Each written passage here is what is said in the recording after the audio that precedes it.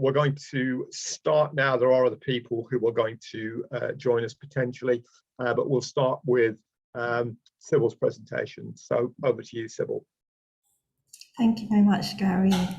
So I'll just share my screen. And yes, so good afternoon, everyone. My name is Sybil. Some of you may have heard that October is Cybersecurity Awareness Month. So in line with that, I'm going to do a very quick presentation on cybersecurity do's and don'ts. So firstly, a very quick intro to myself. I'm running a business called Sybil Tech, which provides website design and development services to small businesses. And I primarily work with the Shopify, WordPress, and Wix platforms. So jumping straight into the 5 tips for good cybersecurity practices. Our first one is about good password management. And what you should always do is use a strong password. So strong means a password which is at least 16 characters long, consisting of uppercase and lowercase characters, numbers, and special characters in a random order. Use a password manager. So these are tools which can be added onto your browser, such as LastPass. And these help you to store your passwords safely so that you don't have to memorize them or write them down where they can be seen by others. And always create a unique password for each website or account that you have. What you shouldn't do is use passwords which are easy to guess. There's a few examples there. Common words and phrases that are more likely to be used by other people. Never reuse passwords across multiple websites or accounts. Don't store passwords on emails, text messages, spreadsheets, or on paper, because they can easily be shared and seen by others. Or if your email account gets hacked, for example, then your passwords can be compromised. So password manager is the best place to store them. And never share your login details with others. Our second tip today is enabling two-factor authentication. So this is a process that involves 2 pieces of information in order to access a website or account. So this is your password as well as another piece of information, which is usually a security code which gets sent to your phone. It's also known as two-step verification, and it involves sending a unique code to your phone or similar device that you need in order to access your account as well as the password. If you do set up two-factor authentication, then also make sure to set up a backup method so that you'll be able to access your account if you lose your phone. And this is usually in the form of recovery codes. Make sure you store your recovery codes in a safe place and never share this security code with anyone else. So you might receive an email or a text message asking you to give out your security code. If you see anything like that, then it's fake, and please delete the email or text immediately. The third tip today is keeping your device's software up to date. So usually your device, so this could be a laptop, desktop, tablet, smartphone, or anything that's connected to the internet, will have the ability to download or install updates automatically. So that's the ideal option. But if sometimes your device might restart at an inconvenient time. So if automatic updating will be disruptive to your work day, then you can do it manually, but create an appointment, add it to your calendar, and you can remind yourself to manually update your device at a more convenient time. Make sure you install an antivirus product and keep it updated. And don't delay, update your devices today. So don't keep pressing the remind me later button because you just never do it. And that could cause security issues and vulnerabilities on your machine. Then the fourth tip is learn how to identify scam emails and texts. Now, there are a lot of these going around nowadays and various shapes and forms. So you need to learn to know the difference between a legitimate email and text and a fake one. So when you receive a suspicious email, look at the sender's email address. That's usually the first thing that gives it away. If it's not from the company that you expect it to be from, then it's fake.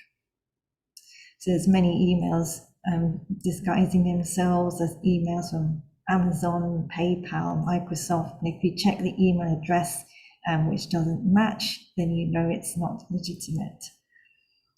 Look out for a generic greeting like "Dear Customer," because they never use your actual name.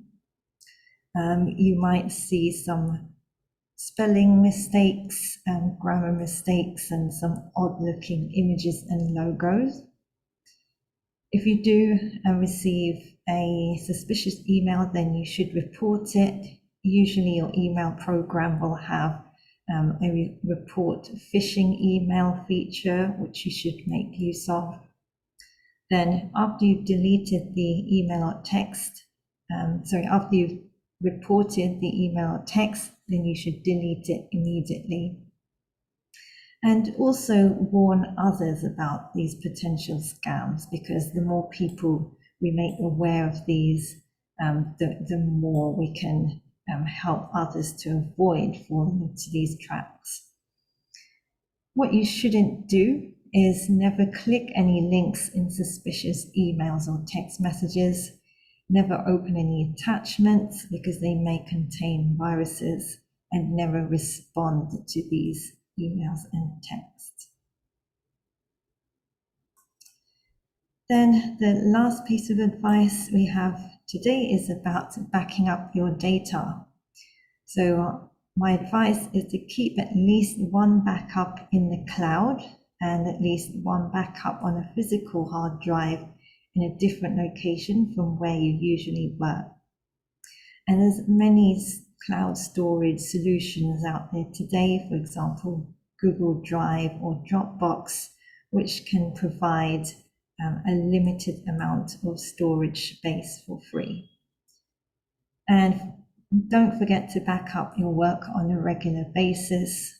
So ideally this would be every day, but you can do this weekly if you have less data to back up. But the important thing is to not forget to do it on a regular basis. Now, that was a very quick overview of some cybersecurity tips, and it's always useful to keep up to date with the latest issues and topics in the field.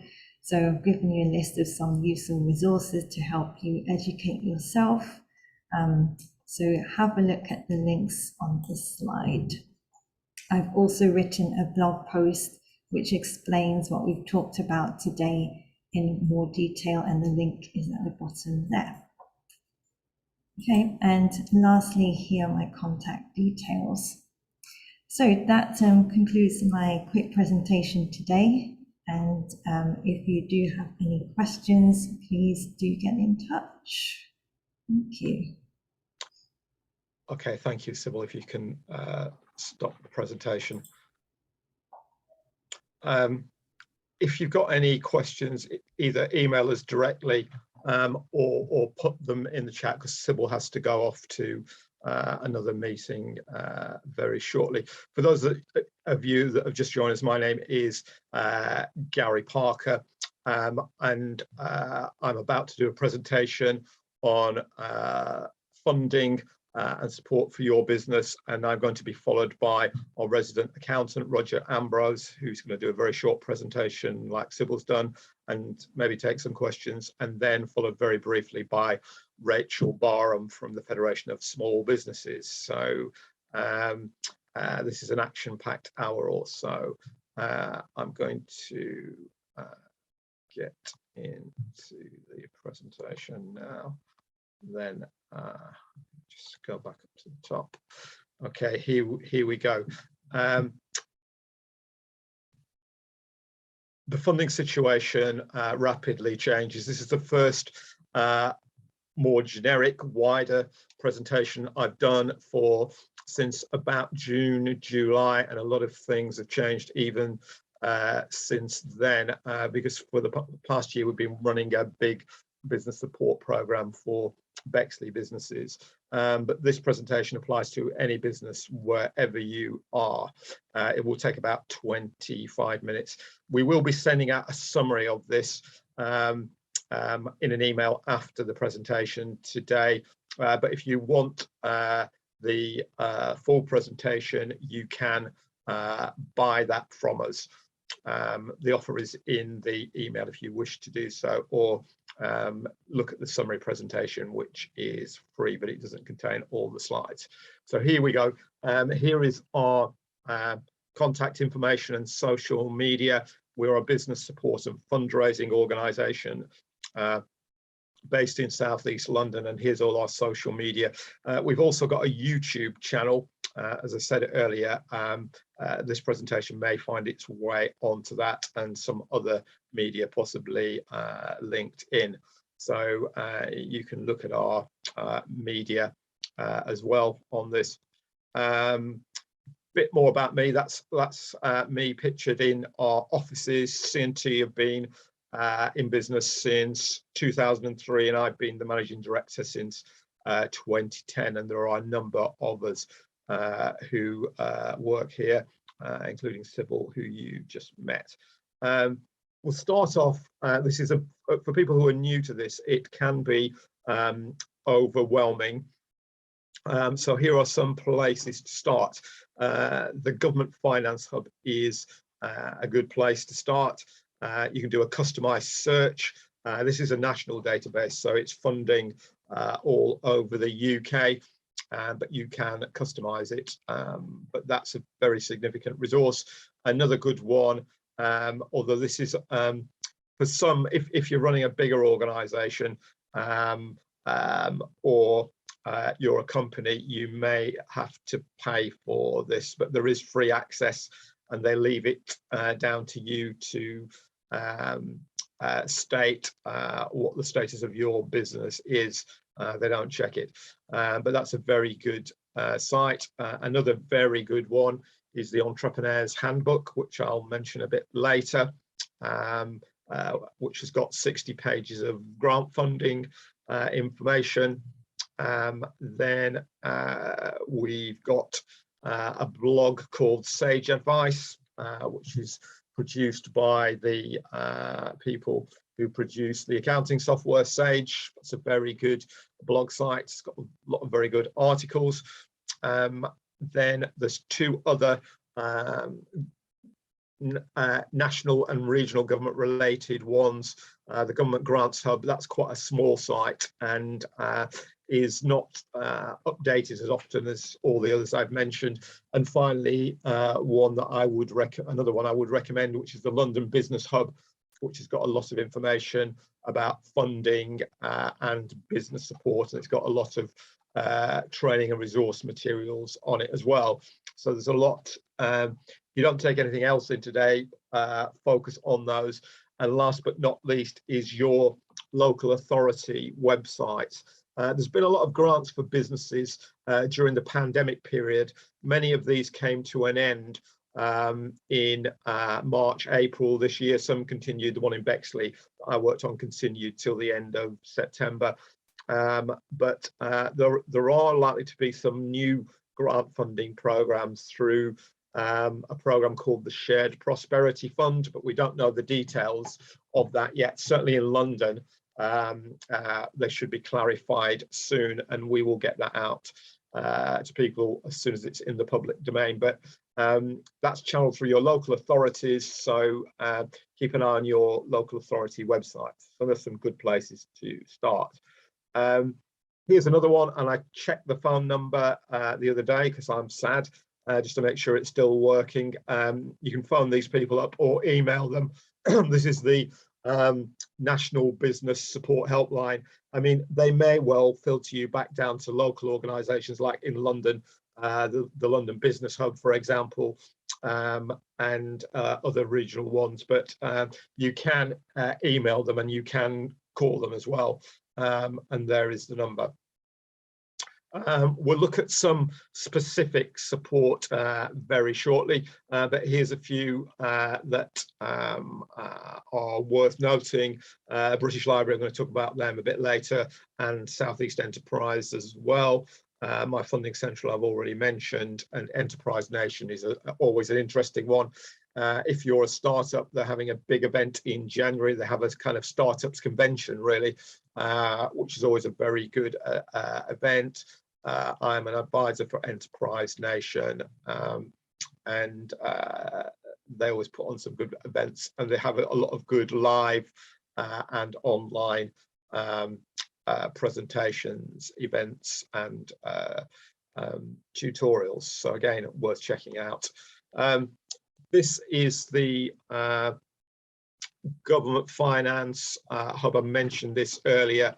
It enables you to do a very customized search on it, depending on what your business does. That's organized through the Department for Business, Energy and Industrial Strategy, and I can recommend that one.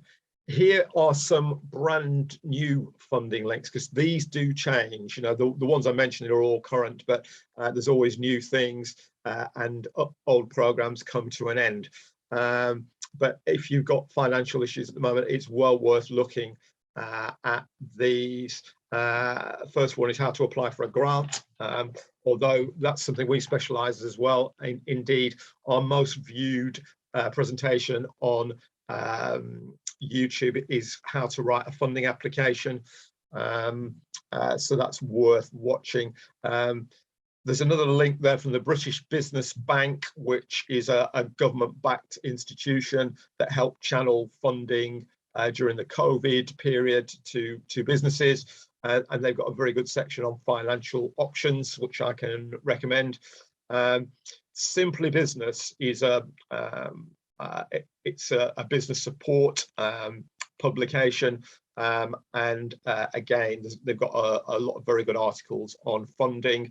And finally, because for some of you, energy for business is an issue, so there's a list. This is Ofgem, which is the government's regulator, so-called, and they've got a good link there on energy related grants and schemes. There are more. We can advise you on that if you want to work with us. So that's just a brief overview of some of the new things that are out there at the moment, and depending on how things go, there may well be more business support grants out there, but we can't take that for certain, because the government and the Prime Minister is going to change again, so we don't know whether they're going to change the priorities or not, but we'll see. Here's some local and regional support. The Greater London Authorities, so-called London Growth Hub, there's a link there, and to the London Business Hub, which is part of that as well. Another local one, again, this is for those of you who are in Bexley, but other local authorities have similar sub-sites within their websites. This is the Bexley Business and Employment website, which is contained within Bexley Council's website. And finally, the other one here is from an organisation called Newable, which is a pan-London organisation. It specialises in digital services and some other elements of business support, well worth checking out their website. They do have some grant funding programs as well. So we're now going to look at some very specific funding that is out there right now. The first, I've kind of sectioned this off because we've got a lot of women-led businesses on this presentation this afternoon. So I'm going to look at some of those, but all the ones I've just mentioned apply to any business. These are some specific ones. The first is one called Girl Geeks UK, which is obviously digital, and they've got a program because women are underrepresented in digital services, and they've got a range of programs. There's one called 500 Women Funding Flawless Female Founders, as they say there, and a range of others. There's a lot of help and support there, but it is investment capital, it is angel investment, some of this, so you need to check that out, or we can advise on some aspects of that. The second one is an organization which has been around for a number of years. It's called the Fredericks Foundation. It's been around for at least 50 years. And this is loans, but they have done a lot of work in supporting women-led businesses. If you look at their website, there's a number featured on that. And this is for businesses with a viable business plan who have been turned down by conventional lenders. In other words, if the bank won't lend you money, they will consider doing it as long as you've got a viable business plan. And you can get loans of between 15,000 for startups to 35,000 to support business growth. So again, that's one I can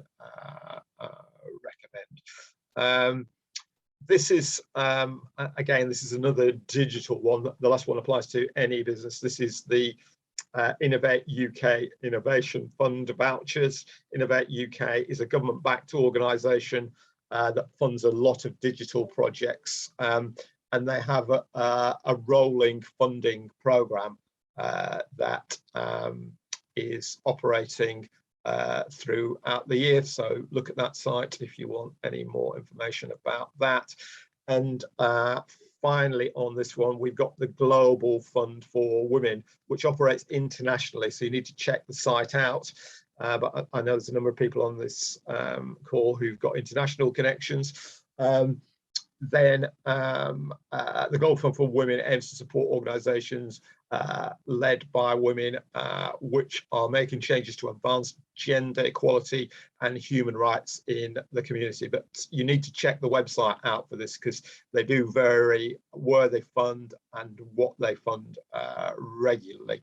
But it's a very well-funded American-based organisation. Next, when was it? I'm just looking at the dates now. On the 8th of November, we are running a presentation on funding and support for women-led businesses. So there'll be more of that on that presentation. Here's some more general support again. The London Business Hub that I've already mentioned, which is chaired by the Mayor of London. And there's a lot of information on support and potential funding. And I would advise you to register with the London Business Hub because they organise events as well. Now going to move on to crowdfunding. And crowdfunding is becoming more popular. Indeed, there are some so-called match-funded crowdfunding programs where some organisations will match. We're going to look at one or two of those later that will match what you raise through crowdfunding. And there are a number of sites to support this. Here are some of them. Probably the best known one in the UK is one called crowdfunder.co.uk. And basically, crowdfunding in a nutshell is you put a project online and then people are either invited, if you're a profit-making company, to invest in it, or if you're a non-profit or a charity, to donate to it. And you can offer people a shareholding it if you're a private organisation or some other benefits. And if you're a non-profit, you can offer rewards, whatever they may be, but you can't offer people money because obviously that's the reason for doing this, so you can get financial support, whatever type of organization you are. The biggest one in the world is Cedars, and they said they've had 1.5 billion pounds invested in businesses, and then crowdfunder.co.uk have raised 100 million, and then Crowdcube, which is run by the Virgin Empire, is they've raised £1 billion, sorry. And finally, Kickstarter, which is creative industries based site, an international site, but it does fund other projects now. So all of those are well worth checking out. This is a bit more about Crowdfunder. They say there's access to relevant and extra funding, so they have a panel of other supporters who may match fund what you raise. You can offer rewards, you can get access to free coaching and support, collect regular donations. How it works, if you're a profit-making organization, they will charge you 5% plus VAT of what you raise, plus some transaction fees. You don't have to pay up front. If you're a non-profit at the moment, they are waiving any fees or transaction fees, but you need to check that out because I'm not sure how long that lasts. But this is the biggest one in the UK and is well worth checking out. The key to crowdfunding as well is you have to launch a promotional campaign to support and get it out there, because getting these online is quite easy actually, because there's a lot of tools on the sites that show you how to do that, and you make a very short video, and then but if people don't know about it, they can't contribute or invest in it, can they? So that's the part that you need to organize before you put your project online. But please do check out the websites, because there's some very good information and support on all of those sites on how to manage crowdfunding campaigns. Here's another one for, this is for non-profits this time, non-profit making companies. It's an organization called Unlimited, and this is a combination of both cash support and consultancy support, and you can get up to £15,000 to grow an existing social enterprise, or grants of up to £5,000 to start a new social enterprise. Unlimited are committed to providing 50% of their awards to Black, Asian and minority, ethnic, social entrepreneurs and or disabled entrepreneurs. But there are a number of terms and conditions on that. Some of them are there on the screen, but check that out if you're interested in setting up a social enterprise. Let's move on. Here is another one. Again, this is for non-profits. This is from the so-called BIFA Awards. These are run by the operators of landfill sites. So they are well funded, and you can get grants of between 10 and 75,000, but you have to be within a certain mileage vicinity of one of their facilities. So again, you need to check that out online. That's there and is well worth checking out for some of you. Now I'm going to look at a few slides for support for Black, Asian and minority ethnic businesses. Again, this is just a few of the things that are available out there. This took place last week, I think it was. I'll start with this, the Black Tech Fest, which is a very good event. The first one was in 2020. I think it's now become an annual event, and they've got a weekly podcast to support Black-led tech businesses, basically. That is well worth checking out. Here is one that I mentioned before that is a run by the airline BA, the Better World Community Fund. It's a crowdfunding program that they will match fund up to £50,000. So if you raise £10,000, they'll match it with £10,000, etc., etc. and this focuses on a number of specific aspects around supporting social mobility, driving opportunity for education and employability in disadvantaged communities, and supporting individuals from ethnic minorities. So it's not exclusively a BAME fund, but they do focus significantly on BAME communities. That's well worth checking out. And then this is another one. This is subject to change, which is the BME Wellbeing Programme, which is supports people. It's arts focused to support people living with wellbeing and mental health problems, and grants of between £20,000 and £60,000 are available over a minimum of 2 years.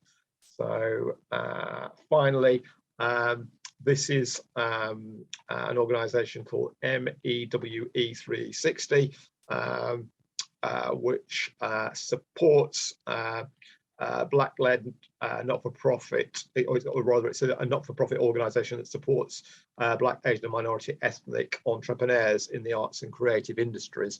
There are other funders that support BME groups, but I just gave a quick cross-section here of some of the more prominent ones. So we'll move on to others. Again, this is for something for non-profits. This is the City Bridge Trust. This is a London-based fund about making London's community stronger, more resilient and thriving. You need to check the website out for the availability of funding on that. Here, this next one is Britain's biggest funder, the Wellcome Trust, charitable trust funder, but it will fund any type of organisation. So whether you're a sole trader, whether you're a business, whether you're a community organisation or a charity, they will consider funding all types of organisations, but they do focus on health, research and science throughout the UK. For example, this is one of the funds, it's not the only fund, the Public Engagement Fund, which is about engaging with the general public through health related research, but you can use any medium to do that. So for example, you could use film, art, digital media, drama, animation. It's not just about doing a survey or something. But again, the Wellcome Trust makes vaccines and advises the government on the COVID, the pandemic, and the vaccine rollout program, etc., etc. So the Wellcome Trust are not short of funding at the moment. So that for some of you, that will definitely be worth checking out. Here's back to the Entrepreneur's Handbook. Again, I mentioned this a little bit earlier. This handbook is very good anyway, because it does cover all aspects of entrepreneurship. So if you're a new or existing business, it's well worth checking out. But one of the things that it does have is 60 pages of grant funding. They do update it regularly, but not as much as some of the others that I've mentioned today on my top 6 or 7. So maybe if you're looking for funding right now, they're probably your main port of call, but this is definitely worth a look at. This is a bit more about the Government Grants Hub. It does cover a number of sectors as well, including grants for non-profits, grants for individual business and service sectors, and also grants for the main charitable sector. So it does cover a number of areas that, and again, it's quite easy to navigate. This is just a little bit about, I'm not going to talk too much about charitable trust funding because we do that on other presentations, but here's a few links. Grants Online is quite a good site to look at.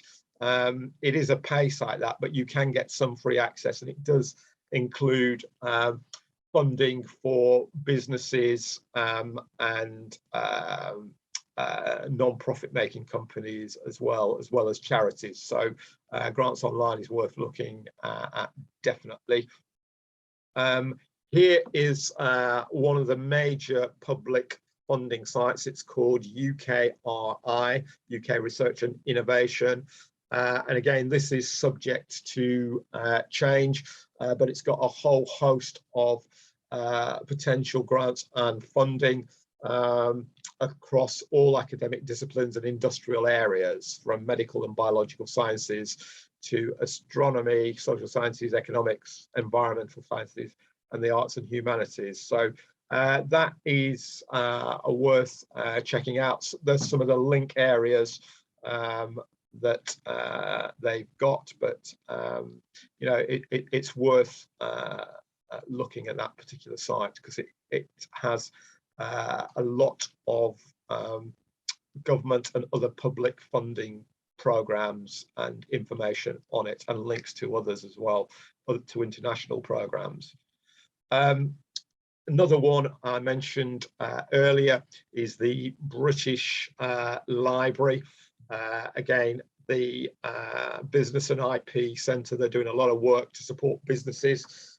Intellectual property is very important, and you can get a lot of free support. They do have some grant funding programs as well, but sometimes it's consultancy support, which is equally as valuable, and you can get one-to-one support on this, and they are scaling this up. Again, the British Library is a resource you can use. You can physically go in there to events as well, but it is available online, and I can really recommend that. They have been rolling out some work in local libraries, or through local libraries, and they're still doing that. There's a program in Bexley still where you can get access to business software like Mintel, which is a gold standard business research software, and some other business software, which if you had to pay for it, you'll be, you know, Mintel is very, very expensive, but you can get access to that for free. Even if your business is not in Bexley, as long as you register and get a Bexley library card, you can access it. You have to go in there, but you can do it. And they're doing some similar work in Lewisham that I'm aware of, and I suspect in some other places, possibly Greenwich, but certainly Bexley and Lewisham. So these are definitely worth, these links are definitely worth checking out. And we've come to the end here, but this is a recent C&T client, Nicole Bowen. Just to give you an example of the type of organization we work with, this is a small business. She makes a range of sauces and spicy products, and we've been advising her on how to develop, this is a sideline food project using non-profits, but also we've been helping her and advising her on how to brand and rebrand her products, because they've got some very good new business leads, and they need to rebrand some of their products. We've been helping them with that, and other advice on funding and support to access that. But that's just one example of a client we work with. There's many others. So this is our funding guide, by the way. There is an offer on this in the email that's going to come out shortly, but I'm quite happy to take any questions now briefly. I think there's some in the chat, so we'll just have this.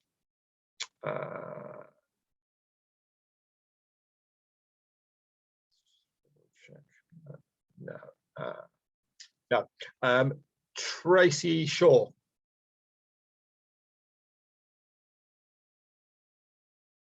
Tracy, you've got your hand up. Do you want to ask a question? Sorry, I was just working out where to unmute. I'm used to Microsoft Teams in Bexley. Oh, right. Okay. Yes. Yeah. I just had a question. I was interested in coming on this because I'm working the early years team in Bexley Council, so yes. Providing business support to our PVI and childmind, so our nurseries, daycare, the little playgroups and preschools and things, and some of them are really struggling at the moment. with the cost of living, basically, the price of all the electric and that going up.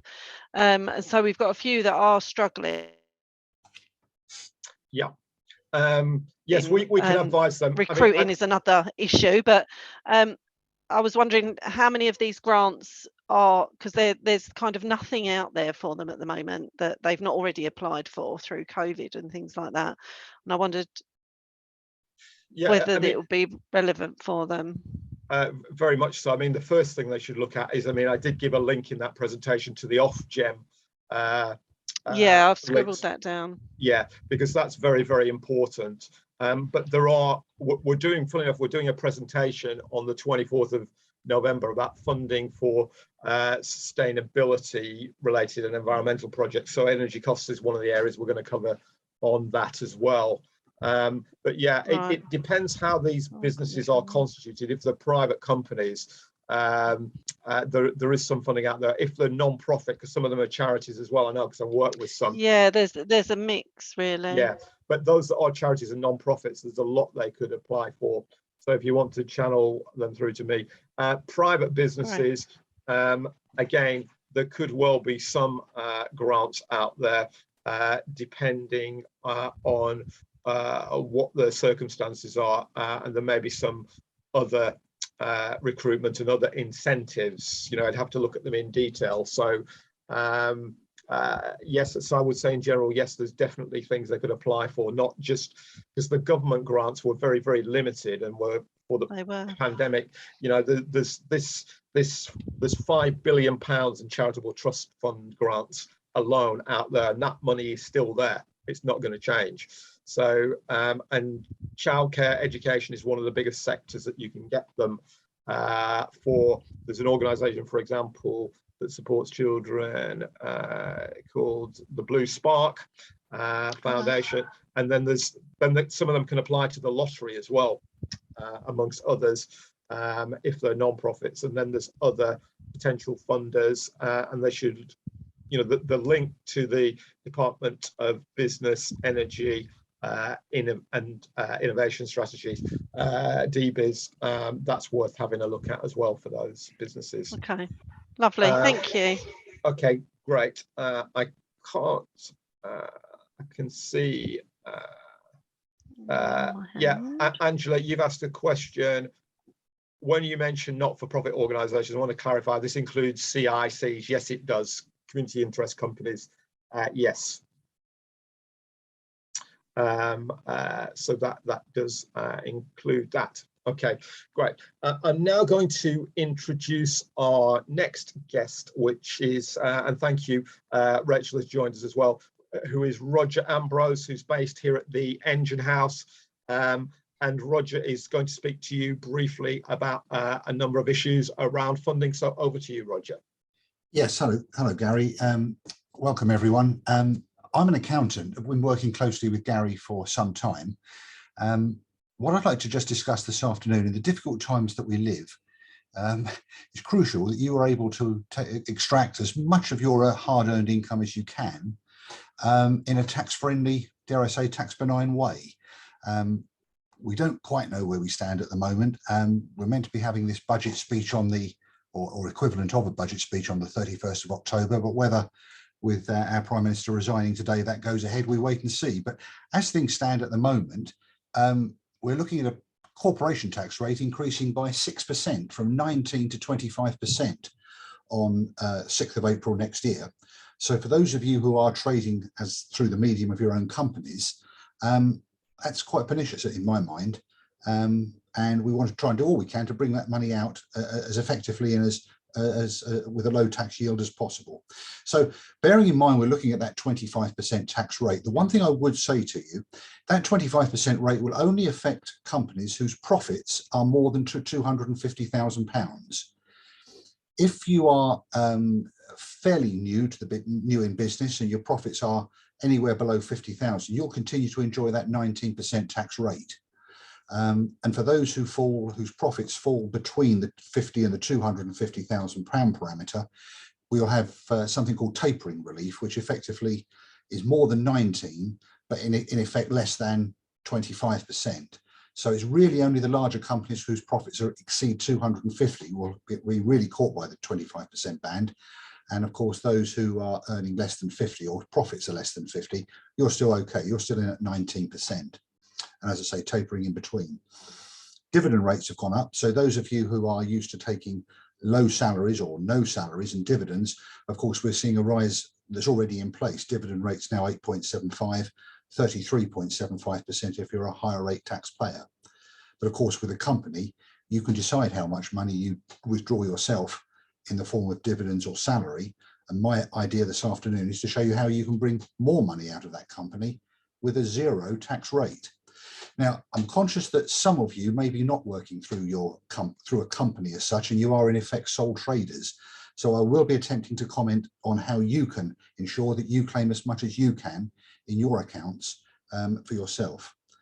So with that in mind, let's just look at companies for a moment. The optimum salary that I try and encourage my directors to draw is 11,098 for the current tax year. A gross salary of £11,098, that would mean that you don't actually pay a penny in employees' national insurance contributions, but you will still enjoy the benefit of having your national insurance stamp credited, your pension entitlement for the year. So think of that figure, £11,098 of salary. Report it to the revenue. You must report it to the revenue on a formal payroll return, but that's quite an effective way of drawing salary without incurring the national insurance charge. Then, of course, we've got dividends. Dividends are effectively post-tax profits, so that once you've identified your profits, you can draw down on dividends. And if you manage to keep your taxable income to below 50,000, you're only going to pay 8.75% tax on that dividend. So again, mixture of salary, modest salary and dividends, quite an effective way to remunerate yourself as a director. For those of you who are self-employed, there's not much we can really do for you in terms of profits. You're going to be paying tax at 20% on profits plus national insurance and 40% tax on anything over 50,000. So what we try and do with you is to maximize those legitimate expenses that you can claim to reduce those profits down. One or two ideas. Those of you who work from home, do remember that you can claim use of home as an office. So make sure that your accountant includes a claim for, I generally claim a legitimate £6 a week.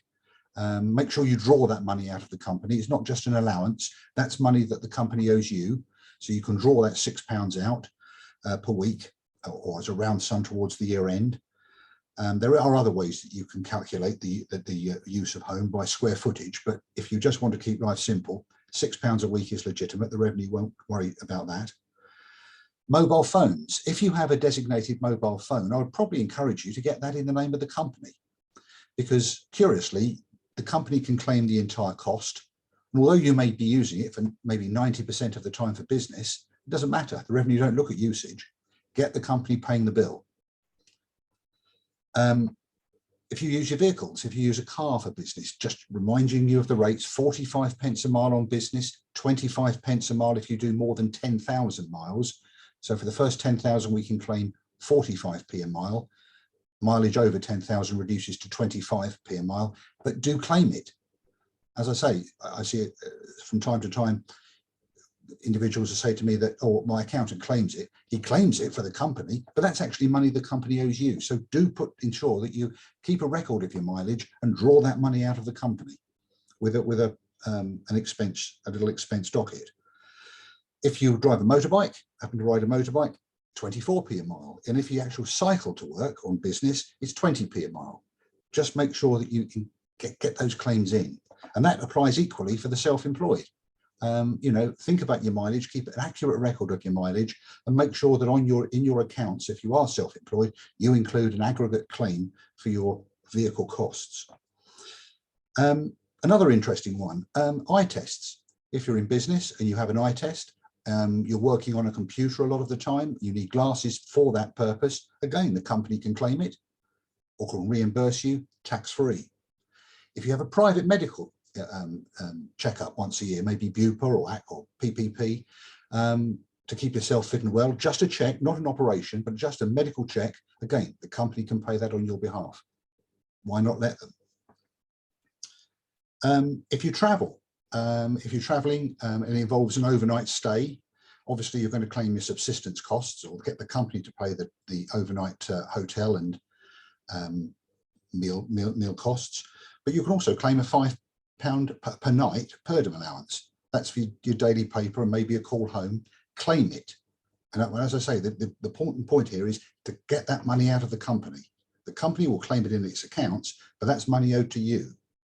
And if you're international travel, that allowance it goes up to £10 a night. Again, equally valid for self-employed as it is for the company. But just think about these claims. They're going to bring the tax bill down, but effectively get that money out of the company for you. And there's one more, trivial gifts. This is geared towards companies. Well, I say unfortunately, it's certainly if you are a limited company, your trivial gifts. It mustn't be work related, but maybe on a birthday, a company could pay £50 to its staff. Other occasions, it must be non-cash, so it could be a gift or it could be a Marks and Spencer's voucher. That would work. Have a look at the trivial gift rules. If you are a director of your own company, there is a cap. You can only do that 6 occasions during the year, so a maximum of £300, £50 per time. But another way of getting that money out of the company that you've earned, and you don't want the company to suffer tax on it. You want to enjoy the benefit tax-free. One other option that's open to you if you wish for company directors is think about loans rather than dividends and salaries. If you're getting to that point at the end of your financial period and you think, oh, my salary's this, I've taken dividends already, but I need a bit more, draw down on a loan. A director's loan of up to £10,000, you won't suffer an income tax charge. And provided that loan is repaid within 9 months after the end of the company's accounting period, that's absolutely fine. And you can probably do that by nominating a dividend to extinguish the loan. All ways that you can get money out of the company tax efficiently. And that's the key point I wanted to get across to you this afternoon. So as I say, we're into this position now where we're possibly facing higher rates of tax and national insurance. Make sure you use these allowances that are there for you, and I find so often are overlooked. Okay. Great, thank you, Roger. I always learn things on his presentations, and I've been in business for some time. Has anybody got any questions they want to ask Roger? Jolly good. Tracy. Sorry, trust me to have a question. This is what this forum is That's for. all right, Tracy, carry on. Roger, you're based at the Engine House. Yes. I heard, yes. Yes, I heard am. that right. I just wondered about, I'm not testing you, but your knowledge around childminders and their tax benefits, because they're slightly different. But yeah. I wondered whether you would be able to maybe have a little, we have a childminding forum 3 times a year. Right. And we've got a conference that we're organising. It'd be great if, I don't know, you could kind of raise these things that are missing. Yes, yes. And it's nice to hear from other people. Absolutely. As well. So if I can get your contact details somehow, it'd be brilliant. Have a word with Gary afterwards. Brilliant. That's for anyone who's here now. If any of you have got supplementary questions that you think you prefer to talk one-to-one, I'm here at any time to speak on the phone, or you're welcome to come in and join me. Roger, you can put your details in the chat as well, but if people want to, I'm happy to pass those details on. If you email us direct here at CNT. Thank you very much. And just a reminder as well, I mentioned this at the beginning in case anybody missed it.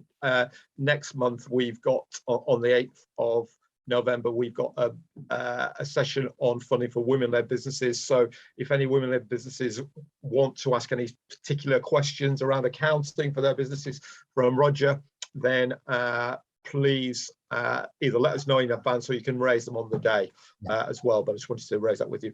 Rachel, you've got a... Thanks, Gary. I don't normally ask questions on here, but I thought as Roger's here, I might as well, actually. You might as well, yes. No. Yeah, and I know, obviously, I could call my own accountant and I could also call FSB, but I'm slightly confused because I know myself and probably actually quite a few people on this call attend lots of networking. And quite often you have to buy a networking ticket. So I know I can obviously expense that. I'm self-employed just from that point. But quite often the events are actually free, but you still have to buy a drink when you're there. Now, I'm getting conflicting advice on this, whether you can submit that as an expense or not. Can you put it through as an expense because you've had to buy it because of the networking? Somebody also said you could put it through because it's kind of like co-working space and you're doing co-working. Yeah. What do I do? Generally speaking, I would. I mean, the whole issue of entertainment, which we're coming down that road, is vexed, and the revenue will generally disallow entertainment. But certainly, if you're away from your office for for business purposes, let's say, for example, you're away for longer than 5 hours, you can legitimately claim the cost of a light meal, some refreshment of up to £5. Keep the receipts, always useful to keep a diary note of where you've been and why, for what purpose. And I've not been challenged on that side by the revenue at all. Mm-hmm. Brilliant.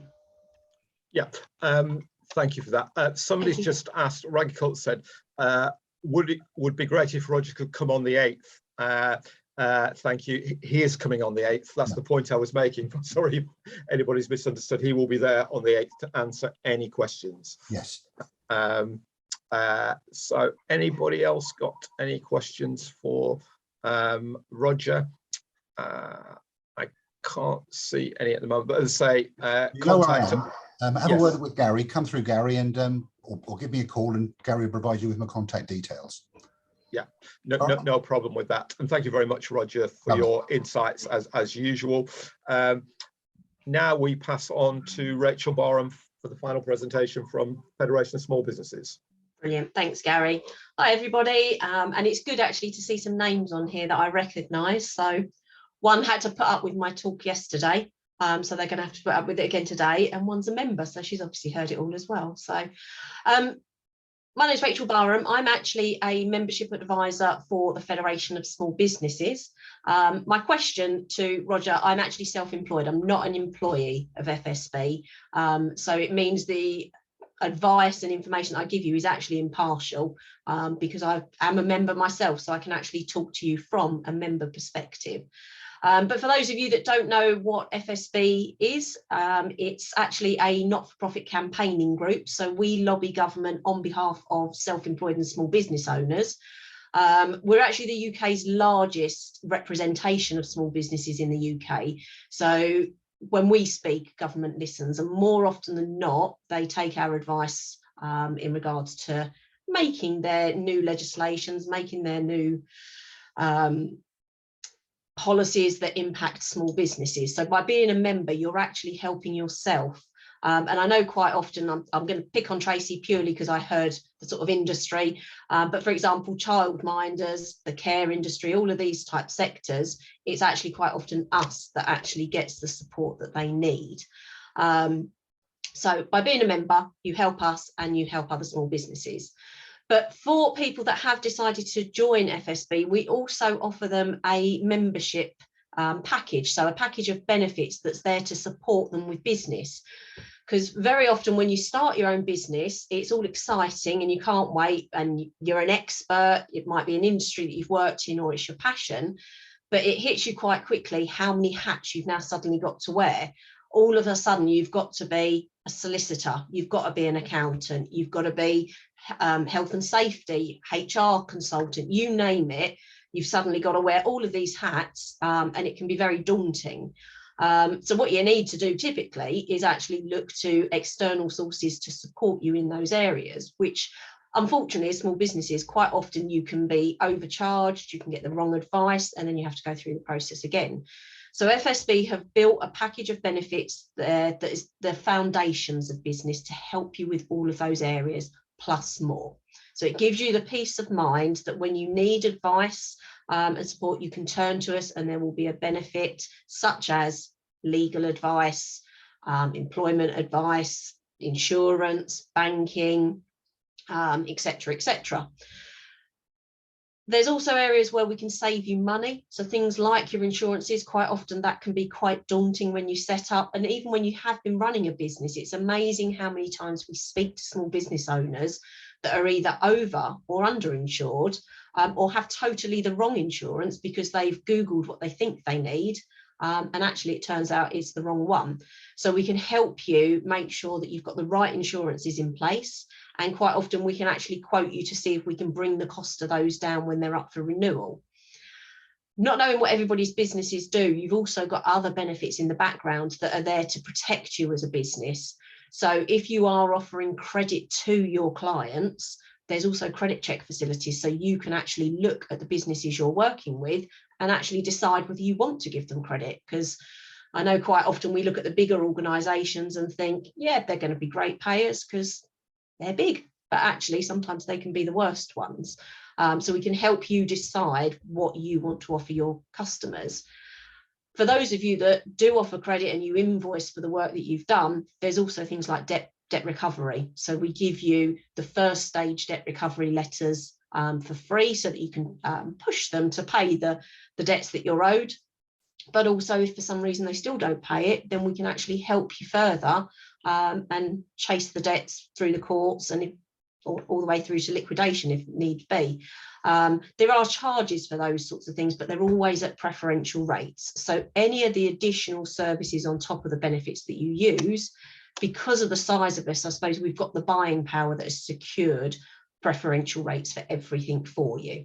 So not only can you seek advice for free, you can get work done for lower rates than you would typically be charged. There's also lots of networking to help you grow your business. There's lots of new benefits coming through as well. So for those of you that are members, keep an eye out, because in the next couple of weeks, there'll be some new ones. But I suppose more importantly, it's being part of a small business community, knowing it's not just you that's potentially going through something. There are others that feel the same, and actually it gives you a platform to share your experience, connect with other small businesses, and just have that peace of mind that there are people out there that want small businesses to survive, and FSB is one of them. I sometimes take you through the website. I'm not going to this time, but if you do want to have a look on the FSB website, there is loads of free resources on there. There's webinars, there's various different hubs on there as well. So depending what your business is will depend what ones are relevant for you. But have a little look through. There's some of the larger campaigns that we've been doing recently, but please don't get overwhelmed with it. It is one of those that there is so much information. Sometimes you can think, it's just, this is too big for me. It's not. You're never too small to join FSB, and you're never also too new to join FSB either. So, but if you want to know more, I've put my contact details in the chat already. Cost of membership is very low because we're not for profit, but at the same time, I can have a chat with you, explain the benefits that are relevant to you. You get them all anyway, and then obviously tell you the costs, and you can decide whether you want to join. If it's not for you, that's not a problem. But at the same time, if it is, then it's myself that will help you join, and that's the point of contact for you. But I'll stop it there, Gary, because I appreciate it's been quite a long session for everybody, and we all know that I can talk forever. So. Yes, but it's always insightful, Rachel. Has anybody got any questions for Rachel while she's here? I can't see anybody. Her details are in the chat anyway. I would just like to put in a plug in for a couple of things. On the 9th of November, particularly if you're a Bexley business, but others are welcome, I believe, there's going to be an event at the Civic Centre in Bexley Heath about environmental sustainability and support for businesses, you know, things like energy costs and a whole range of other things. This is a free event. We will be there from CNT, and many other providers will be there as well. I suspect you might be there as well, Rachel. Yes, she is. So you can talk to Rachel live. That's on the 9th of November from 4 till 7, I believe it is. I'll just put the Bexley Council website address in the chat here, but that will definitely be worth attending, and there will be other opportunities to talk about other business support there as well, because, for example, Southeast Enterprise will be there, who we work with, who provide a lot of digital support for businesses, and throughout London they work in 6 or 7 local authority areas and others, as well as speakers from the council and other organisations about sustainability and environmental costs and measures you can take to mitigate those. So it'd be well worth attending. Then our next presentation, as I mentioned earlier, is on the 8th of November at 11 a.m. for women-led businesses. This presentation will be repeated at the end of November and in December as well. So there'll be other chances. Roger will be back. I suspect Rachel will be back, and we'll have other guests too. So we've got a lot going on this autumn. And if people want to contact us directly, please do. And I've given the links to our YouTube channel as well in the chat. So please look at that, because many of these presentations, and indeed this one, will be eventually featured on that. So thank you for your support today. I hope your business survives and thrives. We're in tough times at the moment, but there are organisations that can help. You've heard from some of them today. We do the same ourselves, and we work in partnership with others. So good to see you all, and I hope to be in contact with you soon. We'll be sending you an email out after this with a summary of the presentation. So thank you for joining us today. Take care. Thank you. All the best. Bye-bye.